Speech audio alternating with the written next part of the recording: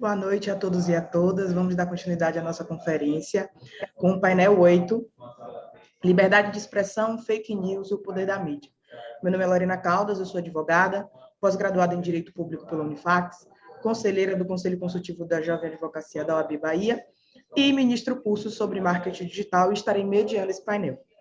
Para começar as falas desse painel, eu gostaria de convidar o nosso palestrante, José Batista de Santana Júnior, que é advogado graduado pela Universidade Católica de Salvador, no ano de 1997, juiz substituto convocado do Tribunal Regional Eleitoral do Estado da Bahia, empossado em 17 de dezembro de 2018, vice-diretor da Escola Judiciária Eleitoral, advogado militante nas áreas do direito do trabalho, empresarial, civil e do consumidor, com ampla experiência na área do direito do trabalho, advogado atuante em defesa das reclamadas, inclusive nos tribunais superiores de trabalho. Eleita em 2012 para o triênio 2013-2015, com 67% dos votos, para presidente da subseção da Ordem dos Advogados do Brasil, subseção de Santo Antônio de Jesus, Bahia, e ex-membro do Tribunal de Ética e Disciplina da OAB Bahia, 2010 e 2012. Professor, a palavra é para o senhor. Inicialmente, eu quero aqui agradecer a toda a diretoria da OAB, todos os organizadores desse evento, abraçar todos os participantes de forma virtual, amigos, colegas, advogados e advogadas, presidentes de subseção, assim como todos os conselheiros da seccional do Estado da Bahia. Quero aqui externar a minha alegria e a minha satisfação de estar aqui com vocês nesse grandioso evento. O tema que ora se apresenta me instiga e remete de início a enveredar em simples incursão do conceito que encerra cada uma das locuções que eu integro, vale dizer, a liberdade de expressão, o poder da mídia e a fake news. A liberdade de expressão, enquanto originária do preceito constitucional, cuja matriz decorre do artigo 5º da Constituição Federal, ao gizar ser, abre aspas, livre a manifestação do pensamento, sendo vedado o anonimato, fecha aspas, confere a todos os cidadãos o direito de manifestar seu pensamento livremente sobre qualquer assunto ou fato, desde que respeitadas a honra e a dignidade da pessoa humana, que também possui fundamento constitucional e resta identificada a autoria. A consulta à Constituição ainda nos revela ser vedada qualquer espécie de restrição à manifestação do pensamento, à criação, à expressão e à informação, sob qualquer forma, processo ou veículo, bem assim qualquer censura de natureza política, ideológica e artística, consoante expressa no dispositivo do artigo 220, parágrafo 2º, da respectiva e a observância do dispositivo texto constitucional. Para bem se entender a dimensão do poder da mídia, se faz necessário, antes, uma breve linha sobre o que seja mídia. A mídia nada mais é senão o meio pelo qual transmitidas e veiculadas notícias, ideias, informações e opiniões. Enfim, as manifestações da expressão humana em sociedade, de cujos meios são exemplos tanto as mídias tradicionais, as velhas conhecidas como jornais, televisão, rádio, bem como as modernas, que as redes sociais, o WhatsApp, Facebook, Instagram, enfim, o YouTube, todas essas que difundiram no meio social nos últimos tempos. O seu poder pode ser definido pela capacidade massiva de difusão de informações que as mídias, de modo geral, possuem e a potencial possibilidade de influenciarem a comunidade ou grupo social em que é vinculada as mensagens a que a elas tenham acesso. O conceito de fake news, eu gosto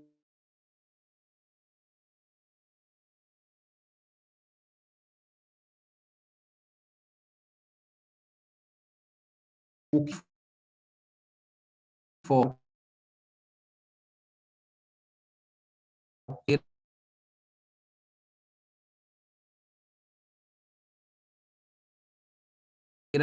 mas se divulgará como verdade.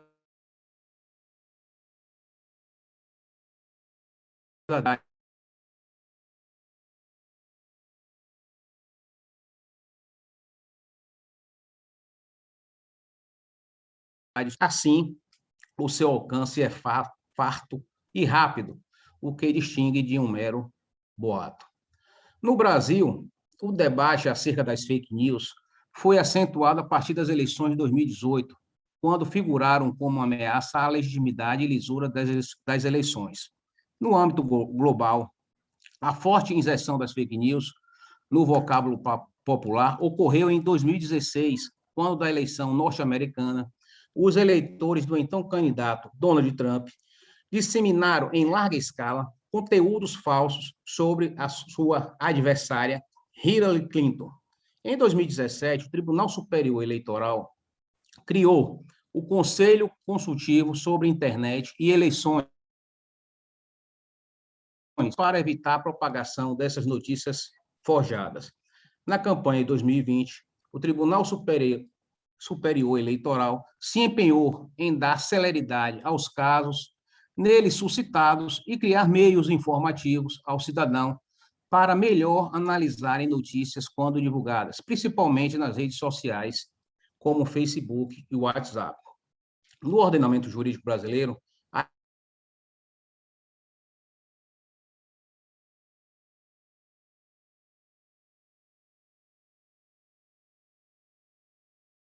é previsto no artigo 7.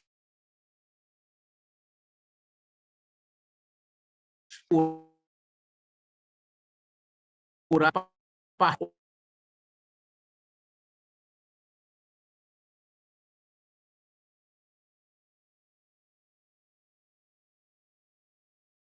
ou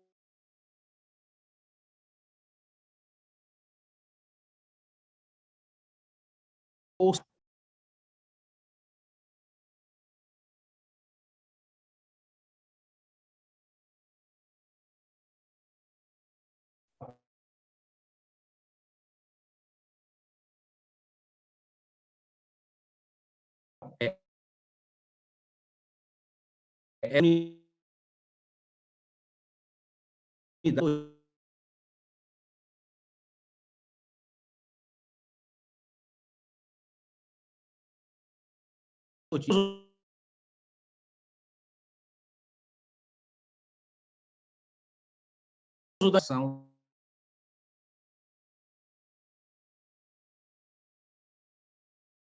sendo propalado por outros usuários que eu tenho previamente compartilhado. Nessas situações é que pode ocorrer a prática dos crimes contra a honra, que são a calúnia, injúria e difamação, também previsto de forma específica no Código Eleitoral. Esses crimes podem atingir tanto a honra objetiva como a honra subjetiva do indivíduo. A primeira diz respeito ao juízo que os outros fazem sobre as pessoas e a segunda trata do conceito que a pessoa faz sobre ela mesma. A calúnia e a difamação atingem a honra objetiva. A injúria atinge a honra subjetiva. A calúnia está prevista no artigo 324, aonde fala sobre a detenção de 6 meses, 2 anos, mais multa. Pois bem, para que a competência para apreciação desse crime seja da Justiça Eleitoral, a calúnia deve ser praticada no âmbito da propaganda eleitoral ou visando a fins de propaganda.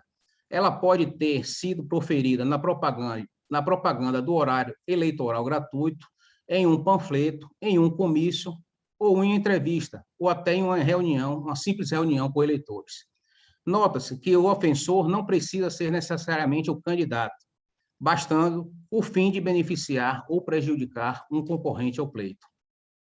Há de se observar que, durante a campanha eleitoral, a propaganda, uma notícia caluniosa, pode trazer enormes prejuízos para a disputa, pois mesmo depois de esclarecida a situação, isso pode não chegar ao conhecimento de todos. Os que dele souberam podem causar estragos irreparáveis para o ofendido. Podemos exemplificar com a notícia de que um determinado candidato teria roubado os cofres públicos ou que integraria um grupo de extermínio. Ao ter acesso a essa notícia, alguns podem acreditar e continuar propagá-la. Outros podem ficar com uma dúvida inexistente e mesmo quem não acredite pode se questionar. Será? Nisso reside a gravidade desse crime, que pode realmente influir na intenção de voto dos eleitores. Quem propala a notícia, desde que o faça sabendo não ser verdadeira, também está cometendo crime. Além da calúnia, outro crime previsto no Código Eleitoral que atinge a honra objetiva do indivíduo é a difamação, residindo a diferença em fato imputado a não ser crime. Está lá previsto no artigo 325 do Código Eleitoral. Trata-se, nesse caso, de imputar alguém informação ofensiva, porém não criminosa, como, por exemplo, dizer que um candidato participa de orgias ou frequenta casa de prostituição, algo que seria atentatório à sua boa reputação, porém não seria ilegal. Em se tratando de difamação, a informação não precisa ser falsa, ainda que aquele candidato realmente participe de orgias, a ofensa à sua honra estará configurada. Tanto que na difamação somente cabe a exceção da verdade se o ofendido for funcionário público e a ofensa tiver relação com o seu trabalho. Seria, por exemplo, propalar que um servidor público é desidioso, faz corpo mole ou é imparcial. Se a imposição for de conduta caracterizada como contravenção penal, pode ser configurar a difamação, não a calúnia, pois não está atribuindo, assim, a prática do crime. Por fim, a injúria, crime que ofende a honra subjetiva da pessoa, atinge a visão que a pessoa tem de si mesma, a sua autoimagem, e está previsto no artigo 326 do Código Eleitoral. Na injúria, o ofensor atribui objetivo negativo ao ofendido, como, por exemplo, chamar alguém de idiota, ranziza, estúpido, lembrando que sempre na propaganda eleitoral ou com fins eleitorais. Na injúria, não se admite o ânimo jocante, o ofensor dizer em sua defesa que seria uma mera brincadeira, o que pode ser alegado na calúnia e na difamação. Por outro lado, na injúria é cabível o perdão judicial, conforme prevê o parágrafo 1º do citado artigo, que diz que o juiz pode deixar de aplicar a pena se o ofendido, de forma reprovável, provocou diretamente a injúria ou, no caso de retorção imediata, que consista em outra injúria. A injúria pode se dar por meio de gestos ou que não é possível na calúnia e na difamação, que precisam ser expressas. O parágrafo 2º trata da injúria real, aquela que se dá com violência ou vias de fato, que por sua natureza ou por meio empregado, se considerem aviltantes, que implica em uma pena maior para o ofensor. Um ponto que merece destaque em relação aos crimes contra a honra previstos no Código Eleitoral é com as demais ações penais eleitorais. Essas também serão públicas incondicionadas. O ofendido não pode mesmo ajuizar a ação, cabendo ao interessado apenas fazer a notícia crime, ou seja, comunicar o fato ao Ministério Público Eleitoral, para que esse, então, adentre com a denúncia, caso entenda cabível. Isso porque o objeto jurídico tutelado nesses crimes eleitorais é o interesse público em proteger a liberdade, a legitimidade do sufrágio, a integridade do processo eleitoral e a própria democracia. Feitas essas considerações sobre a fake news e sobre os crimes contra a honra, é importante ressaltar que o princípio norteador do nosso ordenamento jurídico e o da mídia, interferência do Poder Judiciário na livre manifestação política e individual do cidadão, preservando-se ao máximo a liberdade de expressão garantida pela Constituição Federal. Assim, deve ser garantida a liberdade de expressão, desde que respeitadas a honra e a dignidade da pessoa humana, dado que também derivam de fundamentos constitucionais, como antes afirmado. Por fim, em meio dessas discussões, seguimos nas expectativas do pleito do próximo ano de 2022, quando a Justiça Eleitoral certamente estará potencialmente mais preparada para um melhor combate às propagações ofensivas, tanto pelas tipificações que visam a contê-las, como por ser possível tomar como exemplo falsas anteriores na detenção e difusão das fake news, sempre intensificando os programas de conscientização do eleitor para a livre escolha de seus representantes. Aqui eu finalizo a minha explanação, em virtude do pouco tempo que nós temos e do atraso também, e quero aqui abraçar todos os participantes desse painel, assim como todos os organizadores, e dizer que sempre estarei à disposição de todos. Muito obrigado. Doutor José Batista, muito obrigado pela sua explanação. A gente que agradece o senhor ter aceitado o convite e ter feito essa explanação sobre o tema. Continuando o nosso painel, vamos passar a palavra para Cláudia Cardoso, que é jornalista formada pelo UNIME, atuou em assessoria de imprensa de ONGs e de sindicatos. Em 2015, foi agraciada com o Prêmio Barbosa Lima Sobrinho de Jornalismo, concedido pela Ordem dos Advogados do Brasil, com o caso Zé Pereira. Recebeu o Prêmio de Jornalismo de Acesso à Justiça Ivan Lemos de Carvalho, de 2015, concedido pela Associação dos Defensores Públicos da Bahia, na categoria Web Jornalismo.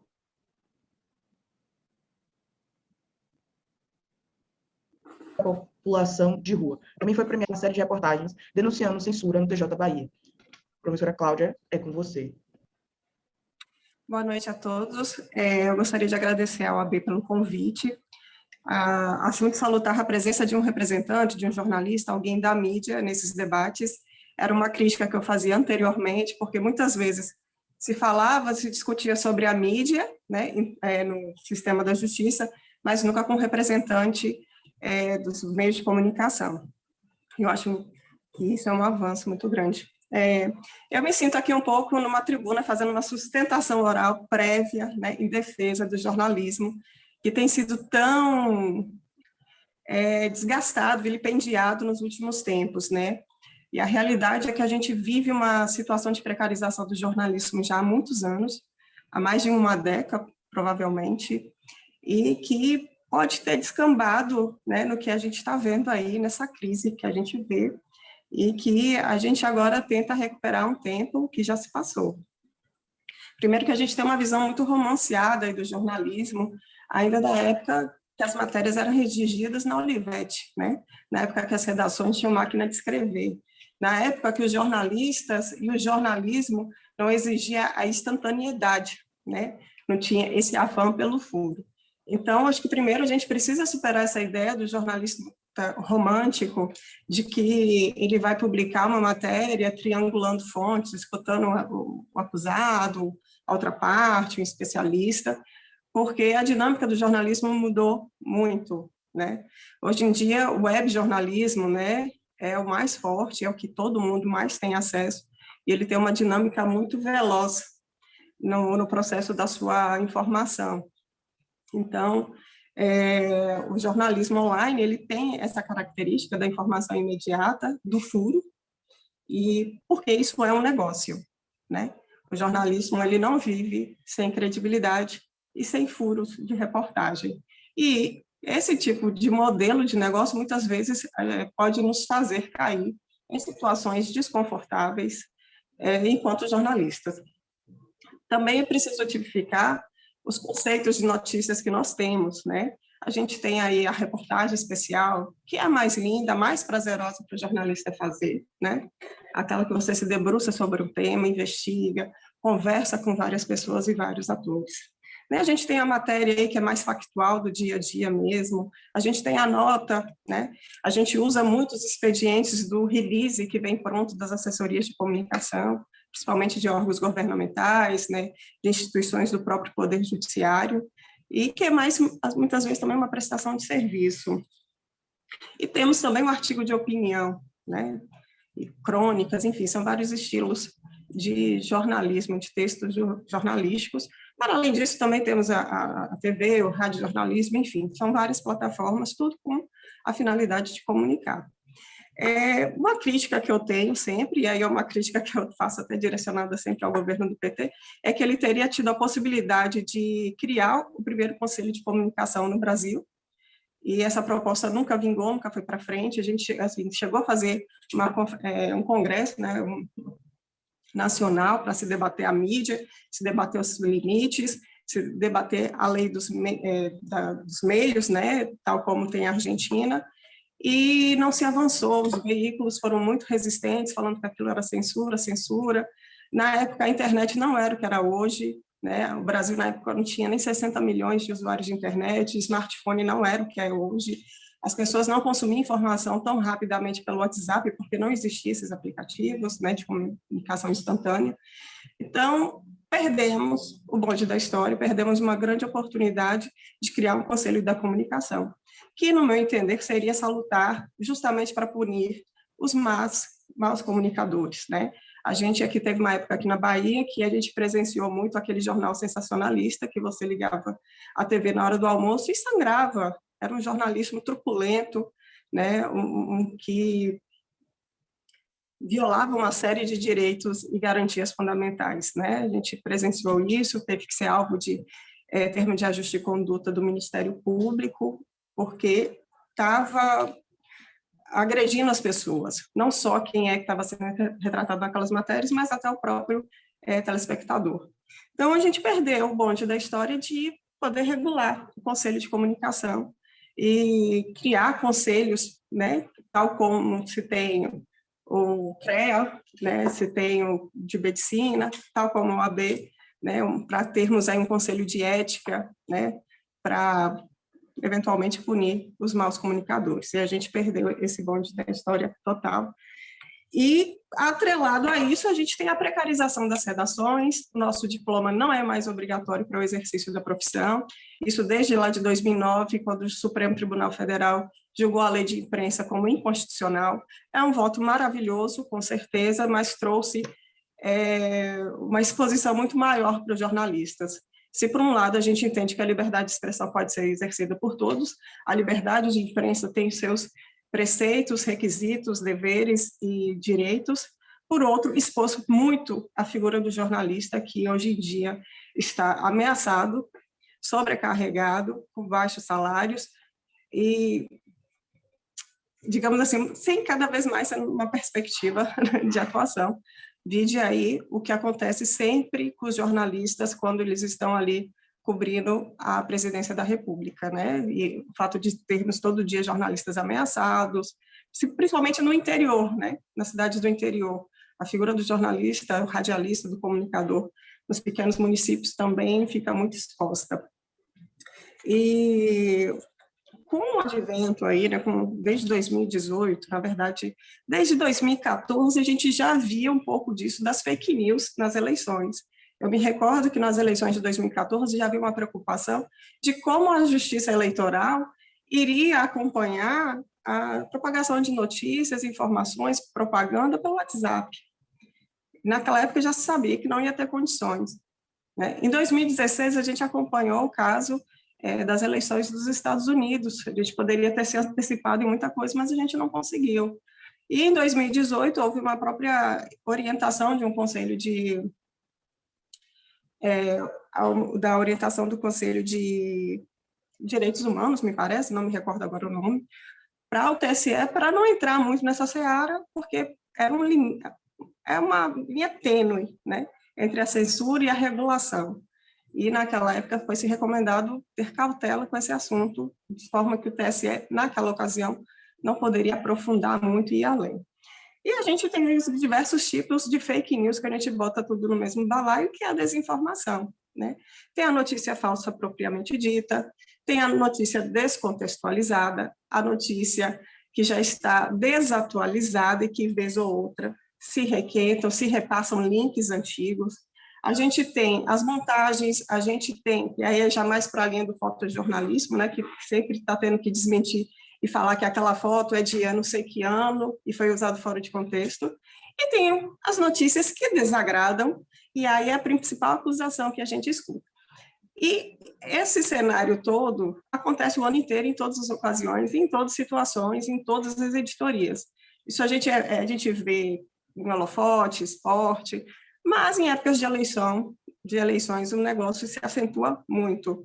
E em eleições municipais, aí já falando um pouco mais da atuação quanto repórter de site online, né, de um jornal online, né, a gente precisa redobrar toda a nossa atenção, porque muitas vezes o jornalista é usado com má fé por má-fé de alguém para denunciar alguém. E aí requentam decisões judiciais antigas, manipulam documentos. Inclusive, aconteceu no ano passado com o Dr. Fred Pita Lima, que fizeram uma montagem de uma decisão dele, botaram o nome dele numa cidade do interior, e aquilo não procedia de forma alguma. Ele precisou, a senhora da polícia precisou, acho que, se esclarecer, inclusive em sessão plenária, para desmentir aquela notícia falsa. E aí é a guerra do discurso, também vira a guerra do discurso. Eu me recordo que eu tinha noticiado uma decisão do Tribunal de Justiça da Bahia com relação com o prefeito, ou o ex-prefeito. Só me recordo que o advogado do caso me ligou e me acusou de fazer fake news, sendo que a minha base da minha informação era o próprio Diário da Justiça. Eu interpelei e falei, você então está chamando o Diário, né, o Tribunal de Justiça, de propagador de mentiras. Mas era por quê? Porque aquela notícia desagradava a ele e ele considerava que prejudicava o candidato dele. Mas não era uma notícia mentirosa. A questão foi que aquela decisão saiu num momento político muito tenso. Mas aí também tem a questão do uso do jogo do poder, né, político, judicial, né, essa judicialização da política que a gente vê constantemente, e quando essas decisões são dadas, né, o que não cabe a nós, como jornalistas, controlar. A gente pode criticar, como foi feito em 2018, na ocasião das eleições presidenciais, que decisões judiciais foram usadas, assim, com escopo político, né, sem entrar em mérito de certo ou errado. As fotografias, né, também são constituídas hoje em dia de fake news, né? Como eu já tinha falado, sempre é preciso, as agências de checagem, né, que a gente tem, que cresceu muito, né, como a Lupa, Fato ou Fake, né, Fato ou Boato, inclusive o TSE se associou a muitas dessas instituições para poder desmentir. E, infelizmente, hoje em dia, para combater a desinformação, né, a gente precisa vir com a boa informação. E é um trabalho muito cansativo, quase que de enxugar gelo, dada a velocidade que uma informação falsa, descontextualizada, tem diante de uma notícia verídica, fundamentada. E aí essas imagens, elas acabam tendo recorte, porque o fotojornalismo, a semiótica, ajuda a explicar isso, né? Principalmente na faculdade a gente estuda muito isso, do uso da fotografia, como ela comunica. E se ela é usada em um outro contexto, ela passa uma outra mensagem, uma outra informação.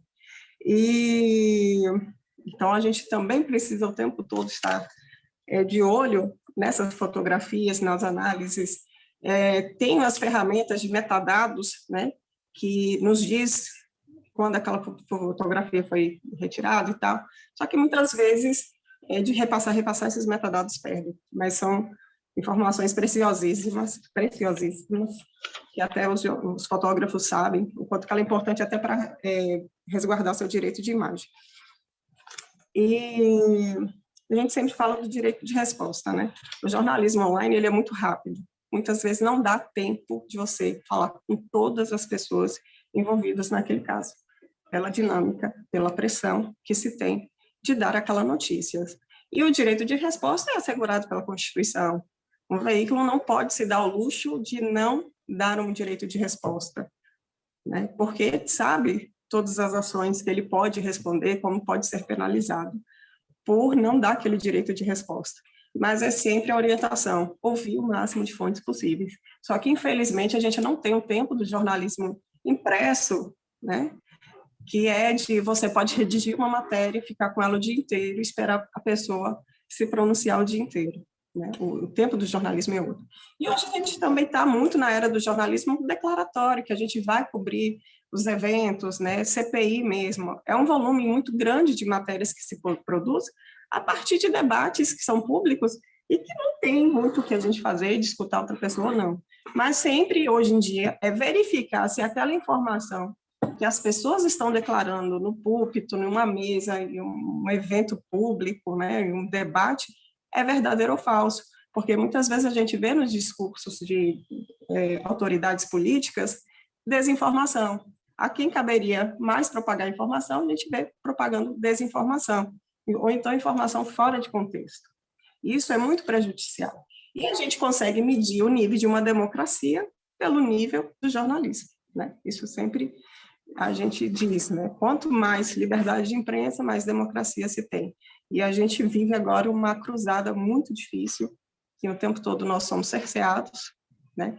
Nossa atividade é o tempo todo atacada, e a gente tem um trabalho dobrado o tempo todo para checar se aquela informação é verídica ou não, para que a gente não incorra em desinformação, não incorra em mau uso da nossa ferramenta, né, de comunicação para outros poderes, para outros fins, para outras finalidades. E a gente sempre fala muito disso, né? A lei o que diz a Constituição sobre a liberdade de imprensa é muito bonito. Quando a gente fala sobre a atividade do jornalismo, é muito bonito, mas me preocupa bastante todo esse ataque que a gente vem sofrendo de forma que possa abalar a nossa democracia. Não é nossa atividade que está em jogo. É nosso poder de informar o que está acontecendo no país e ajudar a formar o entendimento, né? Eu discordo que jornalista seja formador de opinião. A gente ajuda no processo de construção, né? A gente também ajuda a contar a história do país. Mas se a gente não se atentar e se redobrar nos cuidados para checar as informações, a gente vai estar ajudando a construir a história do país de forma errada. E de uma forma que muitas vezes não volta.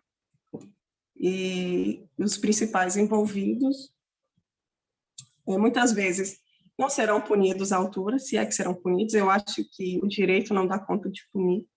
Eu acho que a gente já vive um estado de muitas penas, né? De muita penalização. E eu acho que perpassa muito mais para a educação. Durante muito tempo, a gente fechou os olhos para a importância dos veículos, para a importância do jornalismo, não criou uma cultura de informação, a gente não preparou nossos cidadãos para consumir a internet, né?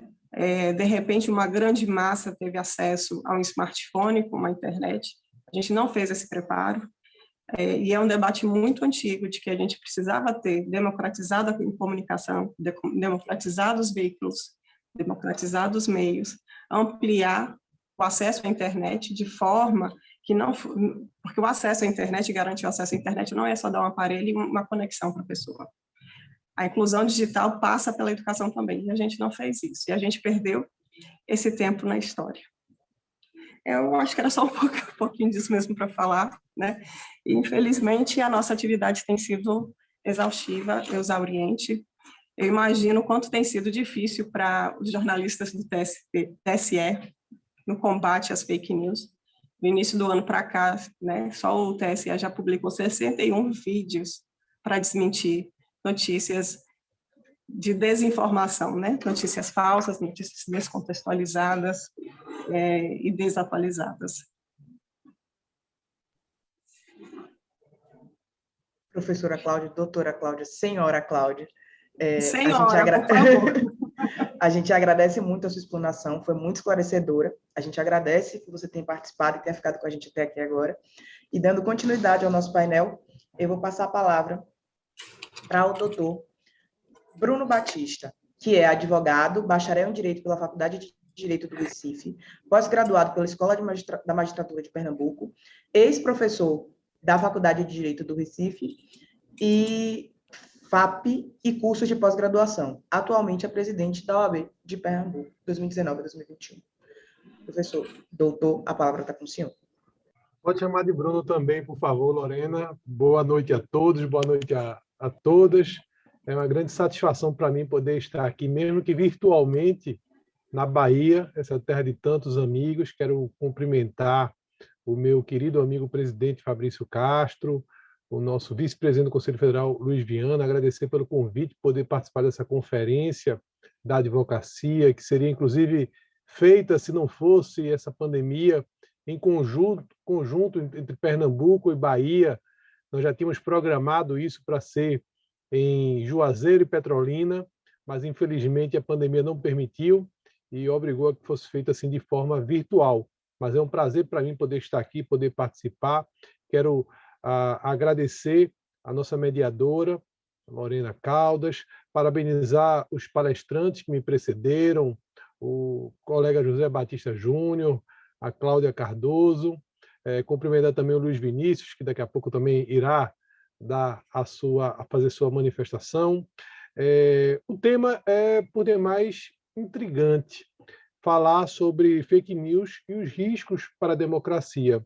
Eu tentarei ser o mais sintético possível e para falar no menos tempo, até porque realmente é muita informação e a gente tem que aqui discorrer da forma mais abreviada, mas eu quero trazer muito mais tópicos e pensamentos e talvez suscitar mais dúvidas do que certezas, do que trazer realmente algo efetivamente pronto.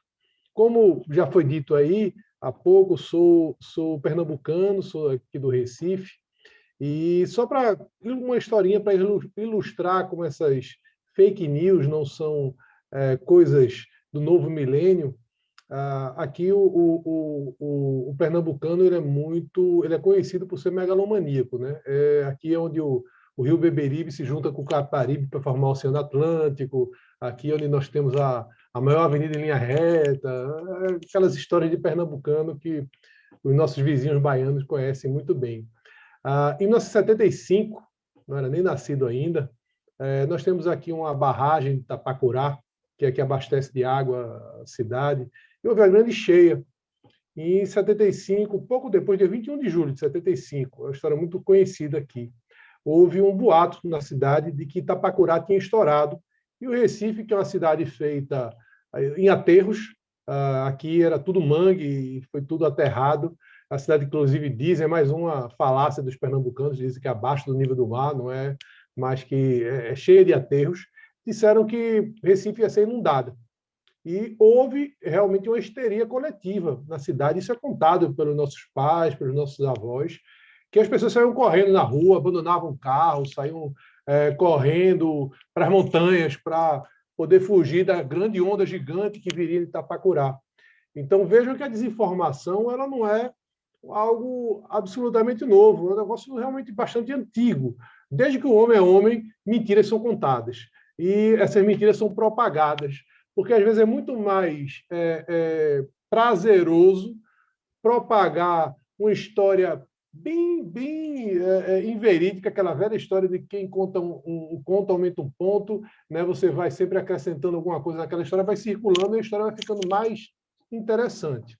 A diferença é que hoje os meios de propagação são muito mais rápidos. Uma história como essa de Tapacurá, aqui do Recife, que demorou algumas horas para se disseminar numa área restrita territorialmente, um boato, esse boato ele pode hoje se espalhar para o mundo inteiro em segundos. O mundo inteiro ele pode ser inundado em segundos por notícias falsas. E isso se deve principalmente aos novos instrumentos que são colocados à disposição dos cidadãos. Nós tínhamos antes a mídia, na mídia tradicional, digamos assim, jornal. Antes mesmo disso, você tinha um boca a boca, né? E depois disso, daí você passou a ter a mídia, jornal, televisão, rádio, né? Revistas, fazendo a devida divulgação. Só que aí é muito mais fácil de você filtrar, porque você tinha poucos veículos. Hoje você tem em cada cidadão uma nova mídia. Você produz notícias, você reproduz notícias, muitas vezes sem citar ou sem conferir o seu conteúdo, a sua veracidade, a sua procedência, repassa isso daí, fazendo uma nova onda. E, ainda mais, nós temos também hoje, até além dessas correntes que nos são passadas, né, em grupos de família, em outros grupos de notícias falsas, nós temos hoje robôs, né, os famosos bots, perfis falsos, que vão passando, construindo e passando essas notícias. Hoje, 70% aproximadamente da população se informa primordialmente pela internet, se informa primordialmente pelo WhatsApp, pelas redes sociais. Vejam, isso por um lado é bom, porque democratiza o acesso, mas por outro lado se perde muito em confiabilidade, se perde muito porque nós temos na mídia tradicional, nós temos jornalistas com a formação devida para isso, da conferência, do fato, de ouvir o outro lado, de fazer o contraditório, E, por outro lado, nós temos aí nas redes sociais, no WhatsApp, uma comunicação em bolhas. Cada vez mais, por mais contraditório que isso possa parecer, num mundo cada vez mais globalizado, num mundo cada vez mais próximo. Estou aqui virtualmente na Bahia, conversando com vocês. Se fosse há tempos atrás, eu teria que pegar um avião, me deslocar até aí, passar. Hoje a gente se comunica rápido, fácil, em qualquer lugar do mundo. Mas por mais contraditório que isso possa parecer, por mais que a gente faça essa proximidade, mas nós conversamos em bolhas. E isso gera uma falsa convicção de que aquele tipo de comunicação que é feita, ela é uma comunicação que corresponde à realidade.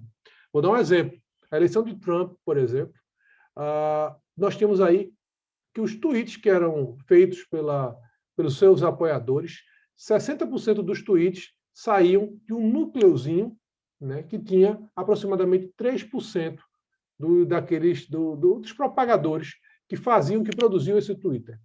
E aí, 60% era propagado por esses apoiadores. Isso, indiscutivelmente, afetou o resultado das eleições.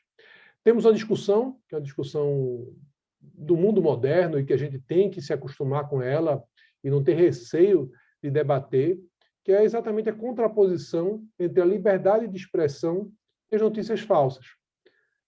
Sabemos que não existe liberdade absoluta.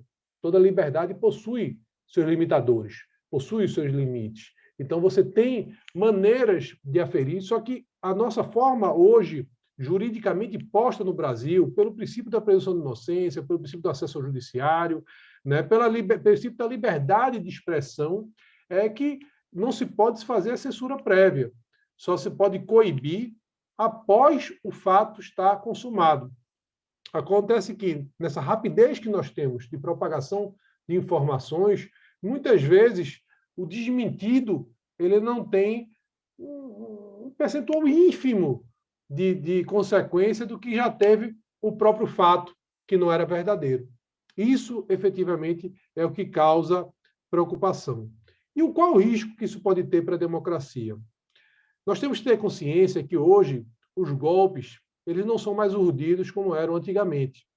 Os golpes eles não acontecem mais nos quartéis, com tanque na rua, com esse tipo de coisa. Não. A democracia, na verdade, é um grande edifício e que ele pode ser minado com uma goteirazinha. Uma pequena goteira minando o alicerce daquele edifício pode fazer com que ele venha a ruir. Ele vai acontecendo realmente aos poucos. Não costuma o edifício simplesmente ser implodido. A pólvora lá implodiu. Não, às vezes uma pequena gotinha vai minando. E essas fake news, né, essa desinformação, ela pode ser essa gotinha que vai minando o alicerce do edifício da democracia. Hoje nós vivemos num período onde há muito descrédito com a classe política.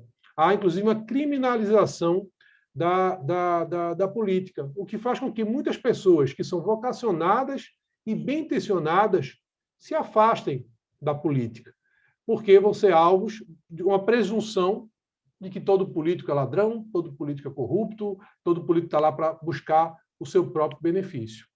Agora, isso termina se há essa consequência de se afastar aquelas pessoas que poderiam estar contribuindo com isso, e faz com que essas notícias falsas, essas fake news, elas venham a ser difundidas com mais facilidade, pelo próprio descrédito. É muito bom você pegar e criticar um político, espalhar notícias falsas sobre políticos, né, fazendo uso de redes sociais. Isso daí, até porque a rede social dá, por vezes, àquela pessoa que está propagando aquela notícia, porque a propagação ela se dá ou por ignorância, ou por má fé, né? Também há aqueles que intencionalmente fazem a propagação de notícias falsas, mas há aqueles que fazem também por ignorância. E podem ver, todas essas correntes de notícias falsas, elas têm títulos que são bastante atrativos, bastante chamativos, que são feitos exatamente para isso, que a pessoa se sinta bastante estimulada a compartilhar, muitas vezes de boa fé. Limão de manhã em jejum cura o câncer. Quem não quer a cura do câncer? Quem não quer buscar uma forma aí de você curar o câncer? Você vai falar, opa, aí chega lá, a sua tia compartilha isso para você, diga limão todo dia para curar câncer, né? Vá começar a tomar. Então, elas são sempre muito atrativas, as fake news. A verdade, ela nem sempre ela é atrativa. Nem sempre existem soluções fáceis para problemas que são absolutamente complexos. E aí já me encaminhando para o final, e como buscar uma solução para isso? Sinceramente, não tenho fórmula pronta. Eu acho que é impossível aí trazer uma fórmula pronta. Mas vejo realmente só uma possibilidade de caminho a ser traçado, ser seguido, que é o caminho da educação. É o caminho de nós buscarmos dar efetivamente à população mais educação para que possam processar melhor essa informação que recebem. É certo que, por vezes, nós temos pessoas que têm um alto nível educacional, mas que, mesmo assim, propagam notícias falsas ou até mesmo criam notícias falsas. Mas a pessoa tendo essa educação, tendo essa consciência, é muito mais fácil dela poder separar o que é o joio do trigo. De você saber tentar buscar qual a fonte daquela notícia antes de propagar, de você saber as consequências que podem haver para você em razão da propagação de notícias falsas. Afinal, internet não é terra sem lei, não é território livre. É mais difícil de investigar, isso é certo. É mais difícil de se buscar a origem, a fonte, mas não é território 100% livre, onde você pode dizer o que quiser sem sofrer nenhum tipo de consequência. Muito pelo contrário. Todos os seus atos têm consequência e as pessoas têm que ter a devida consciência disso. Então, acredito que a educação realmente é o caminho, inclusive para a preservação da nossa democracia. Para mim, causa um grande incômodo quando vejo pessoas saudosas da ditadura, pessoas que são saudosas de um período que nós enfrentamos, e não faz muito tempo, na história, há 30, 40 anos, foi ontem, as pessoas que dizem que bom era no tempo da ditadura, quando, na verdade, bom é a gente ter a liberdade de poder criticar, falar, se expressar, coisa que nem na época se podia. Na época não se podia defender democracia, né? E hoje, infelizmente, ainda tem aqueles que se aproveitam dessa liberdade para defender uma ditadura. Tenho certeza que as 434 famílias que perderam parentes durante aquele período não têm nenhuma saudade, como todos aqueles que foram perseguidos pelo período. A democracia tem suas dificuldades, tem seus riscos, estamos nos adaptando ao novo mundo, esse mundo de pandemia, o mundo pós-pandemia, mas certamente é o melhor, como dizia Churchill, o melhor dos regimes, ou melhor, o pior dos regimes, com exceção de todos os demais. Então, amigos, quero agradecer mais uma vez o convite, dizer da minha satisfação de poder participar dessa conferência sensacional, agradecer aos demais palestrantes, a nossa mediadora, e dizer que Pernambuco está aqui à disposição, de braços abertos. Espero encontrá-los muito em breve. Um grande abraço. Doutor Bruno, eu agradeço a explanação de forma histórica. Eu gosto muito de história, então eu fico aqui muito ligada no que o senhor estava falando. E para encerrar o nosso painel, eu vou passar a palavra para o nosso último palestrante, doutor Luiz Vinícius Aragão, que é advogado eleitoralista, pós-graduado em Direito do Estado e membro da Comissão de Direito Eleitoral da OAB Bahia e da Comissão de Compliance Eleitoral do Conselho Federal da OAB Bahia. Doutor Luiz, a palavra é para o senhor. Boa noite, Lorena. Boa noite aos colegas e à colega jornalista que me ombreou aqui desse debate, ainda que seja uma mesa virtual.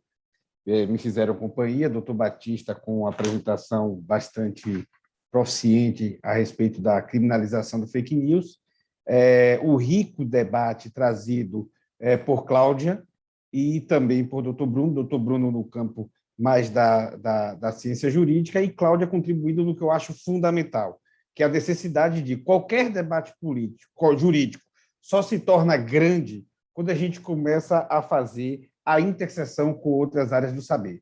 Nós não dominamos o saber por completo. O direito tem, na verdade, um grande toque de Midas, doutor Bruno, que eu entendo que qualquer ato humano é passível de regulamentação, por isso nós temos esse toque de mida. Estudamos os atos humanos e como eles são regulamentados. O tal do DVC que a gente aprende nos primeiros bancos.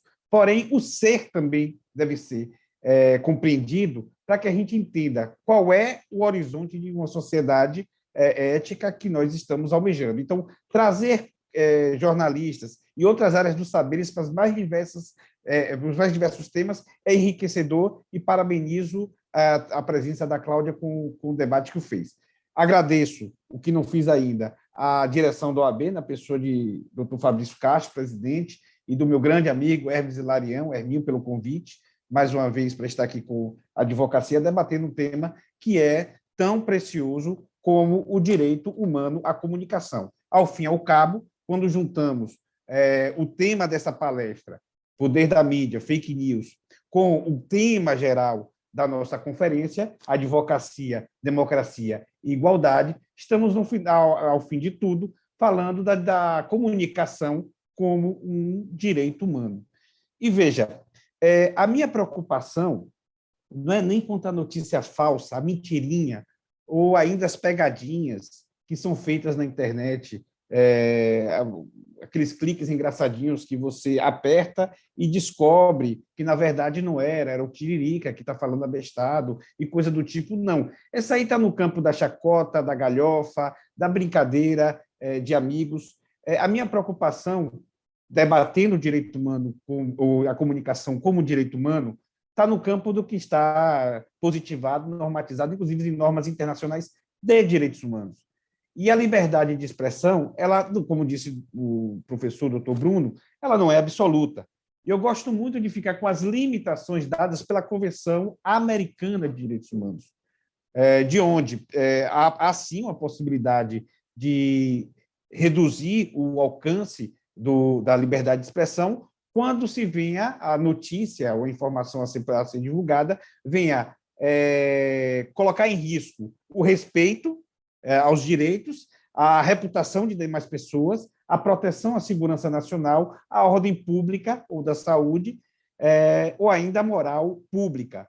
E diz ainda a Convenção Americana de Direitos Humanos que é dever da lei, a lei deve proibir propagandas de guerra, apologias ao ódio nacional, a xenofobia, apologias ao ódio racial ou religioso, a intolerância racial e a intolerância religiosa, como também a lei deve combater toda a propaganda que tenha discriminação, hostilidade, crime ou violência.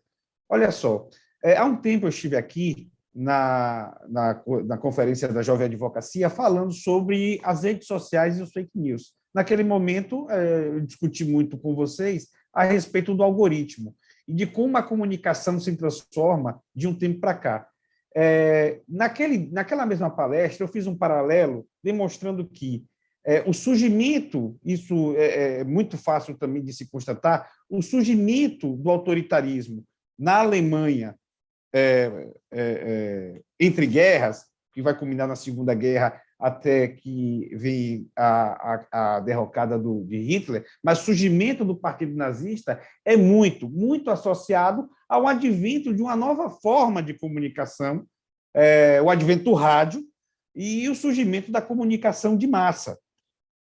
Não que a comunicação de massa tenha gerado autoritarismo, longe disso, antes que Cláudia me reprima, e ela está certa em me reprimir, mas existe, sim, uma relação de como Hitler, como o Partido Nazista, se utilizou daquele novo instrumento, daquela nova forma de se comunicar, do rádio. Hitler se comunicava muito bem pelo rádio, para difundir suas ideias, difundir do ódio, intolerância religiosa, intolerância racial, e divulgando sua doutrina da supremacia ariana. Tanto é que, já sabendo disso, o próprio Chaplin, no momento em que, no filme O Último Ditador, um discurso do Último Ditador, onde ele encerra a trajetória do seu famoso personagem, o vagabundo, de Trump com A, ele empresta, porque naquele momento o cinema mudo estava em derrocada e estava surgindo o cinema falado. Havia uma pressão publicitária muito grande e cinematográfica, da indústria cinematográfica, para encerrar o cinema mudo. Então, ele iria encerrar o personagem icônico, o vagabundo, e precisava fazer com que... queria que ele falasse algo. Eis que Chaplin colocou, então, o Trump, o vagabundo, para fazer um discurso no lugar do grande ditador, porque confundido foi, para quem assistiu o filme ele é maravilhoso, ele é empurrado para fazer um discurso e faz um discurso ao contrário, propagando a união entre os povos, a tolerância, o amor e a esperança, justamente para vencer aquele momento que nós estávamos passando no mundo de intolerância, desrespeito e de totalitarismo. Então, os meios de comunicação são muito associados ao surgimento da comunicação de massa, é muito associado ao advento do nazismo e do fascismo na Europa, como também a utilização deste de uma forma benéfica para conseguirmos superar. O que diferencia do momento atual é que nós estamos trabalhando com redes sociais, indivíduos cada vez mais, como disse o professor Bruno, atomizados, individualizados, pertencentes a bolhas, através de um sistema de algoritmos, pertencendo a bolhas, onde eles não conseguem mais conversar com outras pessoas. Porque é muito fácil você ouvir o discurso que você acha mais interessante. Há uma tendência natural que você procure notícias que você previamente tinha uma disposição a concordar. Isso é natural do ser humano. Isso está, inclusive, nos estudos sobre a psicologia das redes sociais. Com os algoritmos, empurraram-nos cada vez mais para bolhas, de forma que nós não conseguimos estabelecer um processo de tese, antítese e síntese, para trazer um pouco aqui da filosofia hegeliana. Mas, eu poderia também falar, não conseguimos mais obter de informação aquilo que o jornalismo, tecnicamente bem feito, cientificamente estudado, pode nos oferecer, que é responder, Cláudia, a 5 ou 6 perguntas básicas. Quem, quando, como, porquê, onde, quem, quando, como, porquê, onde e quando. Ou seja, você conseguir identificar para uma pessoa quais são os elementos fundamentais, quais são os elementos do fato, da notícia. A notícia é um fato que é relevante para muitos. Quais são os elementos que ela precisa conhecer para, a partir dali, ela poder formar a sua opinião. Não estamos mais nesse momento do processo de comunicação. Não, estamos vivendo cada vez mais em bolhas, e essas bolhas acabam nos fazendo perder enquanto indivíduos que procuram identificar dos diversos discursos as teses e antíteses para extrair sínteses. Ou seja, na verdade, o que é tese vira automaticamente síntese nesse mundo da hipercomunicação e das redes sociais. Bom, por virar automaticamente síntese, todo o processo que envolve a constituição da comunicação como direito humano, ele fica ameaçado, porque se comunicar nada mais, nada menos do que... Nada mais, nada menos, não. Melhor falando, se comunicar é um ato dialógico. É um ato entre no mínimo, duas pessoas. Não existe comunicação de uma só via. Isso os jornalistas podem contribuir muito mais para o debate do que nós. É impossível se falar em processo comunicativo sem existir um emissor e um receptor. E um emissor também que possibilite ao objeto de sua investigação a possibilidade do contraditório e o diálogo entre fontes para poder extrair todas as possíveis verdades para que o leitor chegue às suas conclusões. Nesse mundo atomizado, nós não temos essa possibilidade. Bom, se, por um lado, o século passado se valeu pela hegemonia da grande mídia, e Cláudia tem muita razão ao fazer uma crítica pontual e determinada a um determinado momento político em que nossas grandes lideranças nacionais poderiam fazer um processo de regulamentação da mídia, nada mais do que colocar o programa constitucional para ser efetivado, porque a própria Constituição fala da possibilidade de fazer uma regulamentação econômica dos grandes meios de comunicação. Ficamos devendo muito e entramos agora nessa era, já no novo século, com as redes sociais. fazendo um estrago na democracia. Já dizia Manuel Castells que toda forma que o Estado moderno, na verdade, se comporta como uma grande tensão entre conglomerados econômicos e midiáticos em busca de se encontrar uma verdade. Bom, e como é que entra, então, as fake news nesse cenário disruptivo, nesse cenário de ameaça à democracia? Como bem disse o doutor Bruno, a fake news não é nada de novo. A fake news da qual me preocupo, que é aquela que serve para disseminar ódio, violência e contribuir para desestabilizar o debate político, sempre foi utilizada em diversos momentos. Precisamos dizer que JK sofreu fake news a respeito da possível existência de um prédio que ele teria em Minas Gerais, da mesma forma que o golpe militar de 64 foi dado também por uma fake news, que era a vacância da cadeira, quando, na verdade, o João Goulart ainda se encontrava em terra brasileira. Foi declarada a vacância através de uma notícia falsa de que ele não estaria no Brasil e, por isso, os militares, naquele momento, iriam se aboletar do poder. Como também já na República, na Nova República, a nossa primeira eleição ela foi e teve como um dos seus elementos uma fake news divulgada horas depois de iniciado o processo eleitoral, que era a possibilidade dos sequestradores do Abílio Diniz ter relação com o grupo político de um dos candidatos que disputava o segundo turno. E essa fake news foi divulgada. Não houve, Cláudia, a resposta imediata, como se poderia hoje dar no web jornalismo. A resposta só foi dada 2 ou 3 dias depois. A apuração foi feita de forma minuciosa e a verdade só veio à tona depois que as urnas estavam terminando de ser apuradas, e muitos consideram que essa fake news foi fundamental para desestabilizar o certame daquele momento. E convivemos, antes de 2018, com a fake news da morte de Youssef. Também foi uma fake news que surgiu em 2014, de que, no meio do processo eleitoral, no meio do processo de votação, no dia da votação, o doleiro Youssef havia sido encontrado morto na sua cela, e isso prejudicaria uma das candidaturas, e isso até foi desmentido de forma mais rápida, porque aí já estávamos vivendo o mundo do WhatsApp, o mundo das redes sociais, o web jornalismo e toda a velocidade de comunicação que nós temos hoje. Mas o que também me preocupa é que, nesta quadra histórica, os agentes promotores das fake news estão aboletados no poder, e eram eles que deveriam mais propor e ajudar no processo educativo de se compartilhar informações verdadeiras. E aqui eu cito o episódio recentíssimo, do qual todos viram, que foi a live do presidente da República com algumas 7 ou 8 informações falsas a respeito da urna eletrônica. Qual o problema da fake news? É que ela interdita o debate público, ela interdita a possibilidade de diálogo.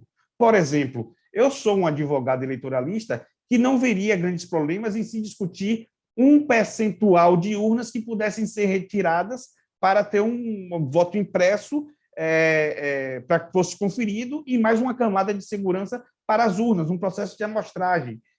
Eu não posso discutir isso com tranquilidade e serenidade em um ambiente de fake news, em um ambiente de polarização, em um ambiente de mentira, em um ambiente onde essas fake news são produzidas para desestabilidade política. Eu prefiro retirar-me do debate, não fazer o debate, porque eu não vou conseguir debater algumas minúcias. Por exemplo, qual é a capacidade que nós teríamos para garantir a segurança desses votos impressos em urnas selecionadas previamente? Haveria a possibilidade de colocarmos um procedimento de cuidado, transporte e guarda dessas urnas e desses votos impressos, para que ninguém venha questionar ou que alguém entre no processo de apuração e cometa uma fraude rasgando papel ou desaparecendo papel. Tudo isso tem que saber se o Estado está preparado para fazer esse procedimento. Mas eu não posso, enquanto cidadão, não posso debater isso em um ambiente disseminado de ódio e de tentativas de desestabilizar o cenário político. Bom, à guisa de conclusão, Lorena, se fica alguma contribuição minha para a conferência e para a carta, é que a OAB deve ter cada vez mais uma postura vigilante a respeito das fake news e contribuir para que o processo de educação do povo e da população em geral a respeito do consumo de notícias se dê através de um ambiente saudável em que a polarização política destrutiva seja evitada. Muito obrigado, agradeço a todos pela oportunidade. Nós que agradecemos a essa palestra. Eu gostaria de encerrar o painel agradecendo a todos os palestrantes que estão aqui presentes e todas as pessoas que estão aqui com a gente ouvindo até agora. Então, muito obrigado por aceitar o convite, muito obrigado pela palestra de vocês e até a próxima oportunidade. Boa noite, pessoal.